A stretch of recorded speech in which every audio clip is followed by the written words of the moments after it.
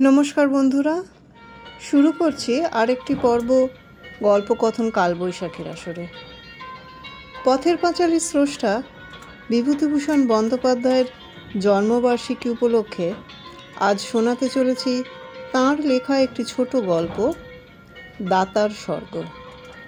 বিভূতিভূষণ বন্দ্যোপাধ্যায়ের জন্ম হয় 12ই সেপ্টেম্বর 1894 সালে ও তাঁর প্রয়াণ হয় 1 নভেম্বর 1950-এ। শোনাতে চলেছি আজকের গল্প দাতার স্বর্গ। লিখেছেন সাহিত্যিক বিভূতিভূষণ বন্দ্যোপাধ্যায়। শ্রেষ্ঠী কর্ণসেন ছিলেন খুব দাতা। পথের দুঃখী আতুর নিরাশ্রয় লোককে চিরদিন তিনি আশ্রয় দিয়ে এসেছেন। সকলে বলতো তাঁর মতো লোক আর হয় না। স্বয়ং প্রজাপতি ব্রহ্মা নেমে এসেছেন নবরূপ ধরে প্রজার দুঃখ দূর করতে। সামান্যভাবে থাকলেও কর্ণসেন ছিলেন মস্ত ধনী। এইসব ধন বিতরণ করে তিনি চিরদিন মহাসুখ পেয়ে এসেছেন। পথ চলতে চলতে অন্য অন্য কৃপণ ধনীদের মূল্যবান অশ্বযোজিত রথে রাজপথ কাঁপিয়ে চলে যেতে দেখে কর্ণসেন মনে মনে ভাবতেন, এইসব স্বার্থপর ধনীর চেয়ে আমি কত বড়। পরক্ষণেই কিন্তু তিনি নিজেকে সামলে নিয়ে ভাবতেন, না না, ও কথা না, কে কাকে দেয়, ভগবান শুধু আমার মধ্যে দিয়েই তাঁরই ধন তার জীবেদের দিচ্ছেন বই তো নয়। তখনই আবার তাঁর মনে হতো, আমি কি নিরহংকার। আছে আছে, আমার ভেতরে কিছু না থাকলেই কি আর এত লোক থাকতে কেবল আমাকে দিয়েই ভগবান তাঁর। অমনি আবার সামলে নিয়ে জোর করেই মনকে বোঝাতেন, না না, ও কি না, ছি। কিন্তু অহংকার যতই ছুঁড়ে ফেলবার চেষ্টা করুন না কেন, মনের কোন গোপন কক্ষে এ ভাব তাঁর জেগেই থাকত, আমি এমন যে দানের আত্মপ্রসাদটাও চাপতে চেষ্টা করছি। ওই সব লোক আর আমাতে কত তফাৎ। আমি একজন সাধু ব্যক্তি। সেবার রাজ্য জুড়ে মড়ক উপস্থিত হলো। চারিদিকে লোক বর্ষাকালের বাদল পোকার মতো মরতে শুরু করে দিল। রাজ্যময় মহা হাহাকার। নিরাশ্রয় রোগীদের ভিড়ে নগরের আরোগ্যশালাগুলি ভর্তি হয়ে গেল। নতুন রোগী এসে আর স্থান পায় না নগরের। পথের ওপর তাদের মৃতদেহের স্তূপ ক্রমেই উঁচু হয়ে উঠতে লাগলো। সকল রকম সৎকার্যের চিন্তা দাতা কর্ণসেনেরই মনে সকলের আগে এসে পৌঁছত। রাত্রে শুয়ে তাঁর হলো, এক কাজ করি না কেন, আমার এই এত বড় প্রাসাদ যদি আরোগ্যশালার জন্য ছেড়ে দিই, তবে কত রোগী এখানে এসে আশ্রয় নিতে পারে। আমার এত বড় প্রাসাদে কি প্রয়োজন। পর মুহূর্তেই তার মনে হলো, ওই যে আমার মনে এ কথা উঠল, সে শুধু এই বিশাল রাজ্যের মধ্যে ভগবানের একমাত্র চিহ্নিত দাস বলেই, কই আর তো কেউ। তখনই আবার ভাবলেন, না, ছি, ওসব অহংকারের কথা। সেদিন সমস্ত দিন ধরে তার মনে হতে লাগলো, বাড়িখানা ছেড়ে লোকে এসে এখানে আশ্রয় নিক। তারপর তিনি ভাবলেন, না, যাকগে যাক, বাড়ি দেবার কোনো দরকার নেই। কতদিনে মড়ক চলবে তার কিছু ঠিকানা নেই। বাড়ি ছেড়ে দেওয়া সে যে মহা অসুবিধে। পথ চলতে চলতে তার চোখে পড়ত নিরাশ্রয় আর্তদের অসহায় শীর্ণ মুখগুলি। তার মন তখনই দয়ার আবেগে ভরে উঠত। ভাবতেন, বাড়ি ছেড়ে, এদেরই তো বাড়ি। ভগবান আমার মধ্যে দিয়ে তাঁর দয়া প্রকাশ করেছেন, এই ইচ্ছা তাঁরই দেওয়া। মনের এক গভীর গোপন তল থেকে একথা জাগত, দেখছো মনটা আমার কিরকম, দেখেছো একবার। হতভাগ্য দরিদ্রের মৃত্যুকাতর শীর্ণ শুষ্ক মুখগুলি মনে করে তার চোখে জল আসত। মনে তার উঁচু ভাবের ঢেউ এলো গেল। অন্যান্যবার এইসব ভাবের আবেগেই তিনি অকাতরে পরের দুঃখ মোচন করে এসেছেন। এবার কিন্তু তিনি মনের সে ভাবটাকে চেপে রাখলেন। ভাবলেন, না না, বাড়ি নয়, টাকা যেমন দিই তেমনই কিছু দিয়ে দেব এখন।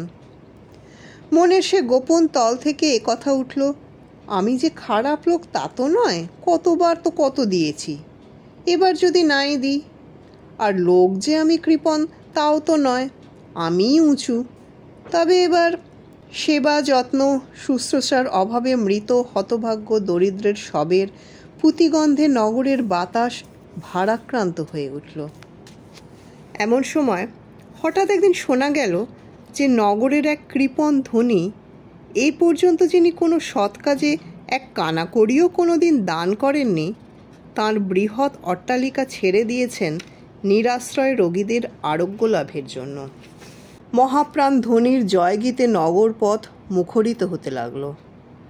কর্ণসেন ভাবলেন, কাজটা বড় খারাপ হয়ে গেল দেখছি, তাই তো কি করা যায়। পরদিন তিনি শুনলেন কৃপণ ধনীর মহান দানের আদর্শে অনুপ্রাণিত হয়ে নগরের আর একজন ধনী বণিককর্তাও তার বাড়ি রোগীদের জন্য ছেড়ে দিয়েছেন। আনন্দ কোলাহলে নগরে কান পাতা দায় হলো। অন্যান্যবার সকল মহৎ কার্যের অগ্রণী হতেন কর্ণসেন। তাঁরই দেখা দেখি অপরে তাঁর পথ ধরত। এবার তিনি সে গৌরব থেকে বঞ্চিত হলেন। তার মনে হতে লাগলো, কই আমি যে তার চিহ্নিত ব্যক্তি তা কই, এতদিন ভুল বুঝেছি। কাজ করাবেন ইচ্ছে করলে ভগবান পাষাণকেও গলিয়ে কাজ করাতে পারেন। নইলে পরীক্ষিত ওই কঞ্জুস ও কিনা নিজের বাড়ি। কর্ণসেনের অহংকার চূর্ণ হলো। তিনি ভাবলেন, ভগবানের কাছে চিহ্নিত অচিহ্নিত পাত্রাপাত্র নেই, সবাই সমান। আর আমি বা এমন সাধু ব্যক্তি কই, আমি যে ত্যাগ স্বীকার করতে পেরে উঠলাম না, অপরে তা তো করলে। মনে মনে নিজেকে ত্যাগী পরার্থপর বলে যে আত্মপ্রসাদ তার মনে জাগত, তা একেবারে দূর হয়ে গেল। নিজের প্রতি একটা অশ্রদ্ধাই তার মনে এসে পড়তে লাগলো। এদিকে প্রতিদিনই শোনা যেতে লাগলো মহাপ্রাণ দাতাগণের পথ অনুসরণ করে আরও অনেক লোক তাদের বাড়ি ছেড়ে দিচ্ছেন। কর্ণসেনের বন্ধু বান্ধবেরা এসে তাকে চুপি চুপি জানিয়ে গেল তিনিও যেন শীঘ্র একটা কিছু করেন। লোকে এবার তাকে নীরব থাকতে দেখে অবাক হয়ে গিয়েছে। পূর্বে সকল সৎ কাজই তিনি সকলের আগে করতেন, এবার তিনি অবিলম্বে একটা কিছু না করলে দুর্নাম রটবে। কর্ণসেন ভাবলেন, পরের দেখা দেখি এবং লোকের কাছে দুর্নাম রটবার ভয় তাকে দান করতে হবে। কি গৌরব সে দানের! আর যদিও বাইরের লোক তার গৌরব করতে পারে, কিন্তু মনে মনে তিনি তো বেশ বুঝতে পারছেন এ দানে তার কিছুমাত্র মহত্ব নেই। যদি তাকে দান করতে হয় তো সে দায় পড়ে মান বাঁচাবার জন্য। এই দায়ের কথা মনে হলেই যে তার মন নিচু হয়ে যাবে। অন্যান্য বারের মতো সে উচ্চ আত্মপ্রসাদ কই এখানে। কর্ণসেন মনে মনে মহা চটে গিয়ে ঠিক করলেন তিনি কিছুই করবেন না। লোকে যা বলে বলুক, যে দান স্বার্থপ্রসূত, যার মূলে লোকের কাছে নিজের মান বাঁচানোর কথা নিহিত, এমন দান তিনি কখনো করবেন না। শয্যায় শুয়ে অনেক রাত্রে কর্ণসেনের ঘুম ভেঙে গেল। জানালার বাইরে চেয়ে দেখলেন দূর আকাশের নীল সাগরের পারে একটি নক্ষত্র যেন তাঁর দিকেই চেয়ে জ্বলছে। প্রলয়কালের বিশ্বের অনন্ত জলময়ী প্রসারতার মাঝখানে অনাদিকারণ প্রজাপতির চিরজাগ্রত নেত্রজ্যোতির মতো। আকাশের নিথর নীল বুকে শুভ্র জ্যোৎস্নার তরঙ্গগুলো যেন তাঁরই সৃজন বীণার মর্মস্পর্শী নীরব রবে কেঁপে কেঁপে উঠছে। কর্ণসেন ভাবলেন, কি সুযোগই হারিয়েছি। আজ যদি আমার বাড়িখানা ছেড়ে দিতাম তো এই রাত্রের সঙ্গে আমার প্রাণের একটা যোগ হতো। আমার সঙ্গে ভগবানের আর কোনো সম্বন্ধই নেই, কারণ আমি স্বার্থপর। আমি তার প্রেরণার অবমাননা করেছি। আকাশের সে দূর নক্ষত্রটির ভর্ৎসনা থেকে নিজেকে বাঁচাবার জন্য কর্ণসেন জানালা বন্ধ করে দিলেন। হঠাৎ আতুরদের মৃত্যু ছায়াছন্ন মুখগুলি আবার তার মনে এলো। আহা, এই রাত্রে তারা সব আশ্রয় অভাবে পথে শুয়ে রয়েছে। কর্ণসেন ভাবলেন, দিই না বাড়িখানা ছেড়ে। অবশ্যই এ দানে আমার আর কোনো গৌরব নেই, কিন্তু তা নাই বা হলো। এই নিরাশ্রয় লোকগুলো আশ্রয় তো পাবে। এই শীতে তারা যে সব পথে শুয়ে মরছে। কর্ণসেনের মনের সে গোপন কক্ষটিতে এবার আর কোনো সুর শুনতে পাওয়া গেল না। তার পরদিন নগরের লোকে শুনলে কর্ণসেন তার বিরাট প্রাসাদতুল্য বাড়ি নগরের দুস্থ আতুরদের আরোগ্যশালার জন্য ছেড়ে দিয়েছেন। এ ব্যাপারটা তখন আর নতুন নয়।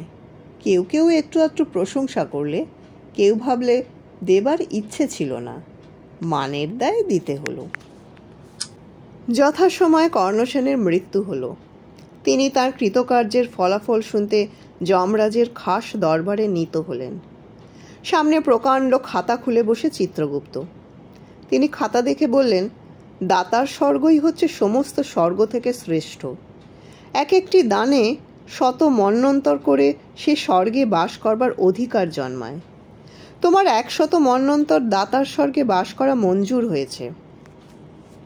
কর্ণসেন একটু ভেবে মাথা চুলকে বললেন, বোধহয় হিসেবে ভুল হয়ে থাকবে, আর একবার না হয়। কারণ চিত্রগুপ্ত খাতার পাতে আর একবার চোখ বুলিয়ে বললেন, না, ভুল হয়নি। তুমি একবার তোমার বসতবাটি অত্যন্ত মড়কের সময় তোমার দরিদ্র প্রতিবেশীদের উপকারের জন্য ছেড়ে দিয়েছিলে। এই একটি ছাড়া তোমার অন্য কোনো দানের কথা তো খাতায় লেখা দেখছি না বাপু।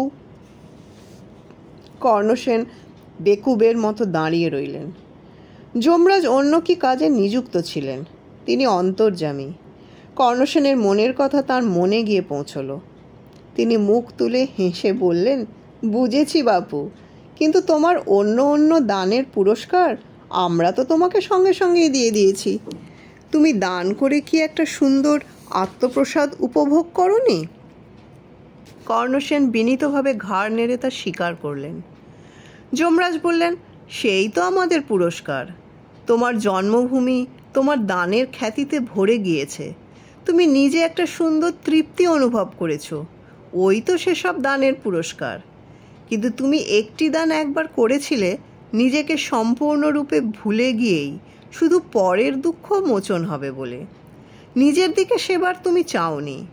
তোমার সে দানের পুরস্কার তখন হাতে হাতে দিয়ে তোমার দানকে অপমানিত করতে আমরা সাহস করিনি। সেইটিই তোমার পাওনা আছে। গল্পটি ভালো লাগলে লাইক বোতামটি টিপে উৎসাহিত করবেন। গল্পকথন কালবৈশাখী চ্যানেলটি সাবস্ক্রাইব করে আমাদের পাশে থাকবেন। চ্যানেলের সব রকম আপডেট পেতে বেল আইকনটি টিপতে ভুলবেন না। ধন্যবাদ বন্ধুরা।